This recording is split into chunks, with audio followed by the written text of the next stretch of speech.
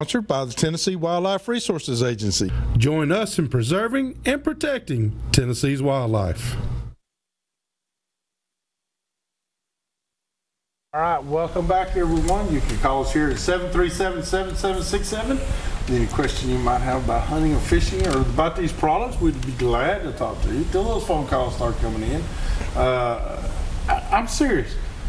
The next thing that the Jacksons are going to think of is, we got a 19 pitch prop, we got a 27 pitch prop, we got chopper props, we got 4-blade aluminums.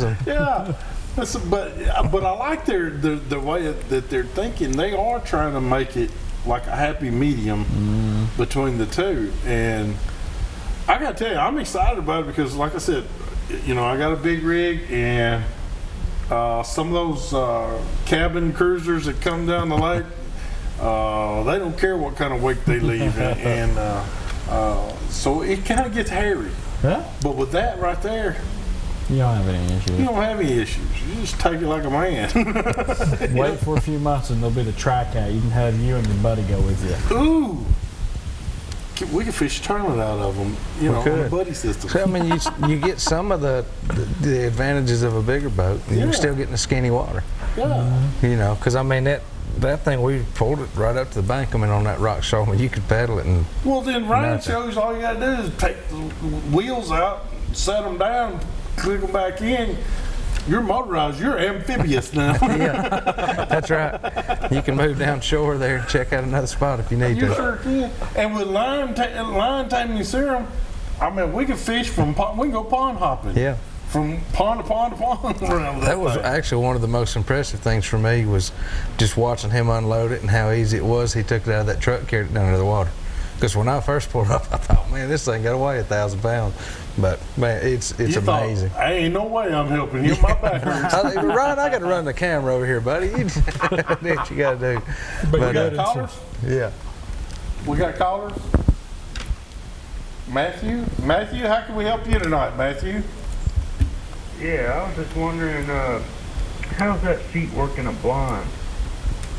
Well, now, I've got blinds that were made up in Michigan, the guy sent me, and what they actually do is go around the tree. Yeah. And some of your ground blinds will too. Some of them have a slot. Yeah, and some of them have a slot, and that's what I was thinking of.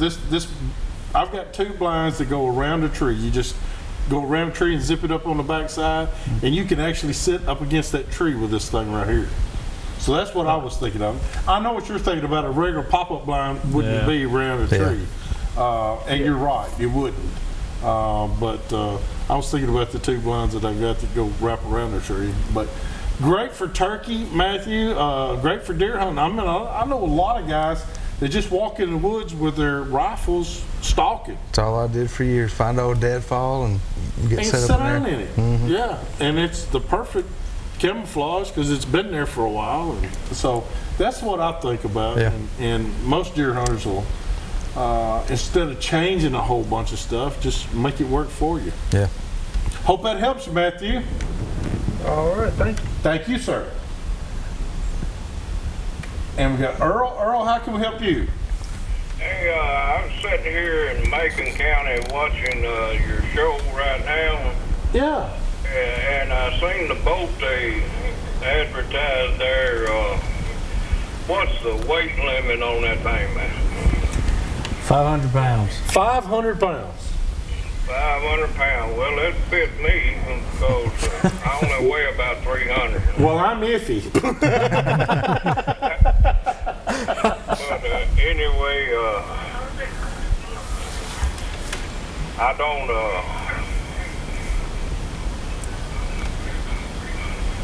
You don't what? I weigh about 300 pounds. But I watch the show every Thursday and sometimes on Sunday. Well, thank you, sir, for that. Watching. But I'm a brim fisherman. I don't fish for anything else besides brim. I love the bluegill fish. One of my very favorite things to do every year. Yeah. Well, I tell you what, there's no finer eating. There's not. Shell cracker and bluegill. Yeah, there's not. Yeah, I had some last night. Oh man, that sounds good. Yeah. Well, I tell you what, Earl, we appreciate you calling. And hey, let me tell you something. You live in God's country if you live in Macon County. That's right. Well, that's where I live at, my man. I love Macon County. I tell you what, it's awesome. Deer, fish, everything's in Macon County. Yeah. Well, thank you, Earl, for calling. You're welcome.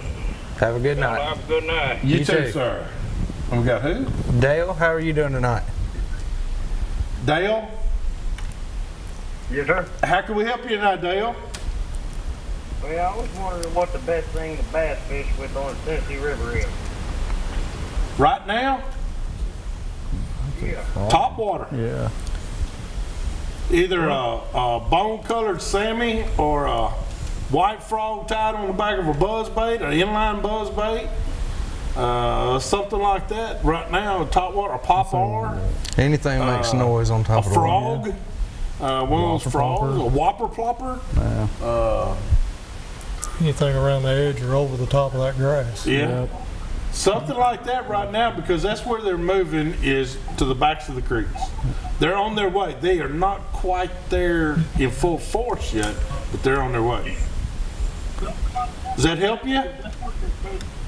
Oh, yeah, that helps out a lot, sir. All right, good deal. And don't forget now, ladies and gentlemen, we keep saying the top water. Top water by its own. It is. But I've had them miss. I've had them come up and hit at it and miss. And if you'll throw a Senko right behind that or a jig or something like that, and where they hit, they're going to catch a hold of it. All right? So we got Is it Gary? Gary, how are you doing tonight? Yes. My question is the bow hunt that we had a couple weekends ago for bucks and velvet. Yes. What were the results of that? How well did things go? I heard a couple of different numbers. At one point, I saw that there had been 700 and maybe 719.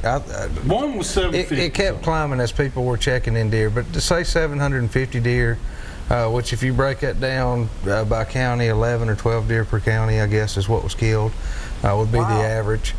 So it was it was a successful hunt, but that full moon, the timing of that full moon really boogered them up, because I mean, my deer just immediately shut off when that moon hit. So I know a lot of people's did. I do know that first Friday of the hunt, it was really nice and cool that morning. It was. It was. That was the best and one. I had to work all 3 days, so I didn't get a chance to go. So, but I just hadn't heard any results from it yet. Yeah, it was about 11 or 12 deer per county is what the average was. But I have not heard any negative talk about it, period. No, I mean, everything's been pretty positive, and with even the Tennessee Blood Trailing Network, I think they ran 7 or 8 different deer that they were running, and they found every one of them. Found every one of them. So, it was a successful hunt, and there were some really nice deer shot too. And I think Peyton, one of the TVN boys went to Indiana and found one. Yeah, I think it was Peyton. Yeah, I think it was Peyton went up there and found one during that time. So, good deal all the way around. Great for sportsmen. I'm gonna tell you something. Tennessee sportsmen are probably the luckiest guys in the nation. Well, we got it pretty well here. We got it pretty nice here. We sure do. We got more callers? Do we have somebody on 6? Stacy on 6. Stacy, how are you doing tonight? I'm doing good. You, Brandon, how y'all doing? We're doing great. Good, Stacy. We sure like your show here. We're this anomaly's watching from Colmar. Oh man, I can't believe y'all aren't filleting something. Yeah, figured they'd be out getting us another picture, something huge. Hey, I was calling about that line taming serum. That's amazing stuff. Well, now, Stacy, I'm gonna ask you something. Now, I've known Stacy a long time. If Stacy tells me it's so, it's so. He's just one of those guys. Good. And Stacy, as much as you fish, brother, you use this stuff pretty regular, don't you? Yeah, so we use it often. And I tell you, there was one trip I fished in my reel. It was squeaking, making a lot of noise. Yeah. And I took the side panel off, and I put a couple drops on the bearing, and put it back together, and it worked perfect. So it works on your bearings also. That's awesome. Now he talked about braid. We really hadn't gotten into the braid, but you know how braid sinks in, especially if you set the hook, and then if you forget it, you forget that you set the hook. When you go to cast it out, it's going to get to that point where you set the hook, and then it's going to just lock up. Yeah, it does. Yeah, it stops all that also. I mean, it's amazing. That's what I want to do, is because I don't want to have to think about my last cast. I want to think about how am I going to get that frog out there again, and sometimes that I get a big bird nest comes up. Professional overlay. Yeah. Hey, y'all were talking about the frog at Gunnersville. I mean, it's the frog bites on at Biggie Jack also. Oh yeah. I think the frog bites on everywhere right now. Yeah. Yes, sir. But Stacy, we're going to see any big fish coming from you here shortly. I have another one to send in. I've sort of been holding off. I wish I'd send it in this week. Send it on over. Yeah, he's holding back on us a little bit. Yeah. Hey, tell Mason I saw it was his birthday, brother. I sure will. I tell him we all said happy birthday from Southern Woods and Waters. I sure will, buddy. Thank you, Stacy, and good to hear from you. Hey, let's go fishing. Appreciate it, Stacy. That sounds good. I'll get in touch with you. All right, brother. Awesome guys. The Nunleys, they're great. We got to go over and do our tip of the week. Yeah, we got to do our tip. This week's tip of the week is being sponsored by Davidson Farmers Co-op. You can go down there and see them on Dickerson Pike, just right off of Bradley Parkway. Or give them a call, 615-860-4774. What I was going to do is talk about something that I've done in the past and still do to this day. And usually I like setting up, and I'm one of these guys that likes to be close in with my bow, but I like setting up not on the bedding areas, but those areas between the bedding and feeding that really are thick. Because I still think big boys travel the thick stuff. And so I'll set my stand up 2 or 3 or 4 weeks before season, but I want to take a rake or a yard broom, whatever you want to call them, and I like to rake me out a trail.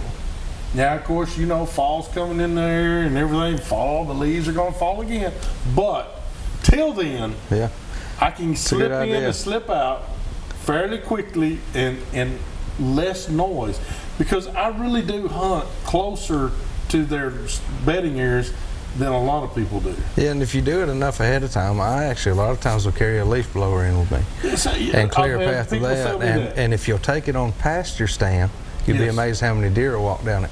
Walk down the path. Coming right past you. Yeah. But just to give you, you can't. I don't think you can do too much. No.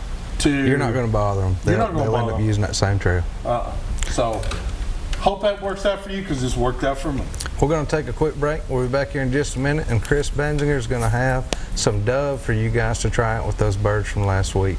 We'll be right back with some more Southern Woods and Waters.